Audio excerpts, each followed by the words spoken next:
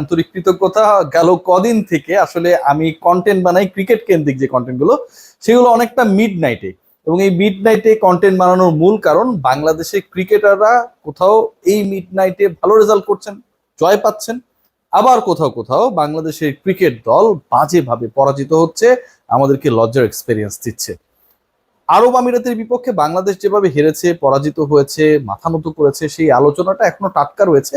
কিন্তু একটু ভালোর খোঁজে যদি আমরা পিএসএল এ তাকাই তাহলে গর্বে বুকটা না ভরে যায়।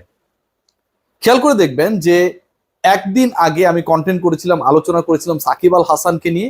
সাকিব আল হাসান একটাই ওভার করেছিলেন, মাত্র 4 রান দিয়েছিলেন, এবং তিনি কি কারণে মাত্র 1 ওভার করলেন, কি কারণে শাহিন শাহ আফ্রিদি তাকে মাত্র 1 ওভার করালেন, সেটা নিয়ে কিন্তু অনেক আলোচনা ছিল। কেউ কেউ যারা সাকিবকে পছন্দ করেন না তারা আবার রটানোর চেষ্টা করেছেন সাকিবের কোনোই নাকি 17.59 ডিগ্রি বেঁকে যাচ্ছে, এই কারণে পিএসএল কর্তৃপক্ষ সাকিবকে বল করা থেকে বিরত রাখার চেষ্টা করেছেন। এই ভ্রান্ত ধারণা যারা ছড়িয়েছেন তাদের জন্য আজকের এই ম্যাচ কোয়ালিফায়ার 2 খুব গুরুত্বপূর্ণ ছিল, এবং সেই পার্টিকুলার ম্যাচে সাকিব আল হাসান একাধিক ওভার বল করেছেন। হয়তো আগের দিনের মতো ইফেক্টিভ ছিলেন না, কিন্তু যারা সংশয় ছড়িয়েছিলেন সেটা দূর হয়ে গেছে। সাকিবকে নিয়ে আমরা গর্বিত। সাকিবকে এতদিন পর আমরা খেলতে দেখছি, সাকিবকে এতদিন পর কম্পিটিটিভ ক্রিকেটে আমরা দেখছি, সাকিবকে আমরা প্রায় 175 দিন পরে উইকেট পেতে দেখেছি, সবকিছু ওকে। কিন্তু what about Rishad Hossain? PSL কেন্দ্রিক বাঙালি সাংবাদিকদের আলোচনা অথবা বাংলাদেশি দর্শকদের যে আগ্রহ, সেটার কেন্দ্রবিন্দুতে আসলে রিশাদ হোসেন। সাকিব আল হাসান পরবর্তীতে ইনক্লুশন হয়েছেন টুর্নামেন্টে, মেহেদী হাসান মিরাজ পরবর্তীতে ইনক্লুডেড হয়েছেন, কিন্তু রিশাদ হোসেন একদম শুরু থেকে যেভাবে ডমিনেট করেছেন, শুরুর ম্যাচে সুযোগ পান নাই, তারপরে তিনটা করে উইকেট নিয়েছেন। একটা সময়ে যে অনার বোর্ড রয়েছে উইকেট টেকার্সদের, সেখানকার টপে ছিলেন। মাঝখানে বাংলাদেশের হয়ে জাতীয় দলের অংশগ্রহণের জন্য চলে এসেছেন, আবার সেখানে গেছেন, আবারও খেলা শুরু করেছেন। প্রথম ম্যাচে আবারও ড্রপ সাকিব আল হাসান ছিলেন। রিশাদ হোসেন মহা গুরুত্বপূর্ণ ম্যাচে কোয়ালিফায়ার 2-তে জিতলেই ফাইনাল, কোয়েটা গ্ল্যাডিয়েটর সেখানটায় ওয়েট করছে, 25 তারিখে ফাইনাল, সেখানটায় মিরাজ সাকিব রিশাদের দল চলে যাবে, লাহোর কালান্দার্স চলে যাবে। এরকম একটা গুরুত্বপূর্ণ ফাইটে শাহিন শাহ আফ্রিদির দল ভরসা রাখলেন রিশাদ হোসেনের উপরে। সেই ভরসার প্রতিদান তিনি কত চমৎকার ভাবে দিয়েছেন সেই ব্যাখ্যাটা যদি করি, শুরুর দিকে আপনাদের কাছে মনে হতে পারে এমন কি 3টা উইকেট পেয়েছে, পরে এসে উইকেট পেয়েছে, না, সেটা ভাই অবিশ্বাস্য। আপনারা যদি খেয়াল করে দেখেন স্কোর কার্ড ধরেই আমি আলোচনাটা করতে চাই যে তিনি এসেছেন পঞ্চম বোলার হিসেবে আপনার সাকিব আল হাসান, এবং তিনি বল করেছেন 3 ওভার, এক্সপেন্সিভ ছিলেন, 11 মতো ইকোনমিতে রান দিয়েছেন, বাট যেই 3টা উইকেট পেয়েছেন এবং যেই সময় পেয়েছেন, সেই ডিসকাশনটা যদি আমরা করি তাহলে এই ম্যাচের ভাগ্য নির্ধারণের ক্ষেত্রে রিশাদ হোসেন কতটা ক্লিনিক্যাল রোল প্লে করেছেন সেটা পরিষ্কার হয়ে যায়। দেখুন, তিনি প্রথমে আউট করেছেন 9 ওভার 5 বলে, মানে 10ম ওভার যখন চলছিল আগা সালমান আউট হয়ে গেলেন, এবং তখন স্কোর হলো 72 রানে 5 উইকেট। রিশাদ হোসেনের যে স্লাইটলি শর্ট অফ লেন্থের বলটা ছিল, সেই বলে প্রপার এক্সিকিউশন করতে সালমান আগা ব্যর্থ হলেন।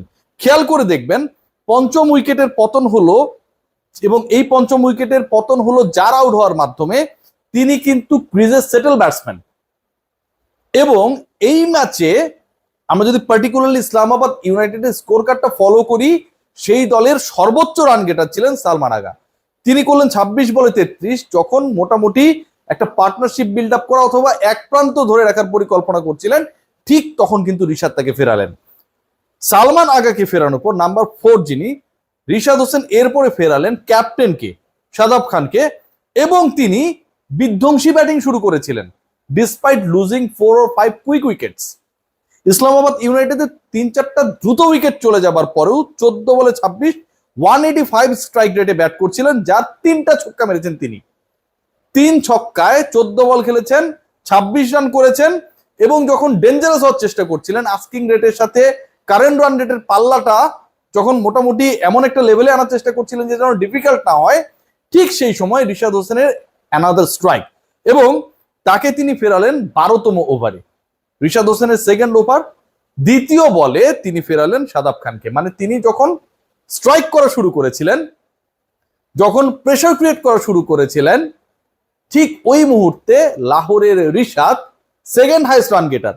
এর আগে সালমান আগার কথা আমি বলছিলাম, তিনি হচ্ছেন সর্বোচ্চ রান গেটার, 33 করেছেন, এবং 26 রান করেছেন শাদাব খান, যিনি হচ্ছে ইসলামাবাদ ইউনাইটেডের যারা হচ্ছে চেস ডাউন করার চেষ্টা করছিল লাহোরের ইনিংসটাকে, সেকেন্ড হাইয়েস্ট রান গেটার। তো টপ দুজন ব্যাটার যারা হাইয়েস্ট রান করেছে 1 এবং 2, এবং এই দুজন ব্যাটারের একজন খুবই ভালোভাবে থিতু হয়েছেন, তিনি প্রায় 5 ওভারের কাছাকাছি খেলেছেন, এবং আরেকজন এসেই অ্যাটাক শুরু করেছেন। যদি তিনি 14 বলে 26 রানের ইনিংসটা যিনি খেলেছেন শাদাব খান, তিনি যদি আরো 3-4টা ওভার টিকতেন, ইকুয়েশন কিন্তু অন্যরকম হতে পারত।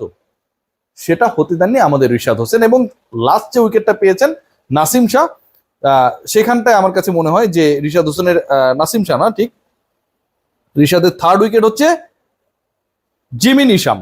জিমি নিশামকে তিনি ফিরিয়েছেন, এবং জিমি নিশাম যখন আউট হয়ে গেলেন তিনি 5 বলে 8 রান করেছেন, নাসিমটা রান আউট হয়েছেন। তো এই 3টা উইকেট আমার কাছে মনে হয় একটা বড় রোল প্লে করতে পারতো। জিমি নিশাম টুকটাক ব্যাট করতে পারেন, মিডল অর্ডারে সামলানোর দায়িত্বে যিনি ছিলেন সালমান আগা, তাকে তিনি ফেরালেন সেট ব্যাটার।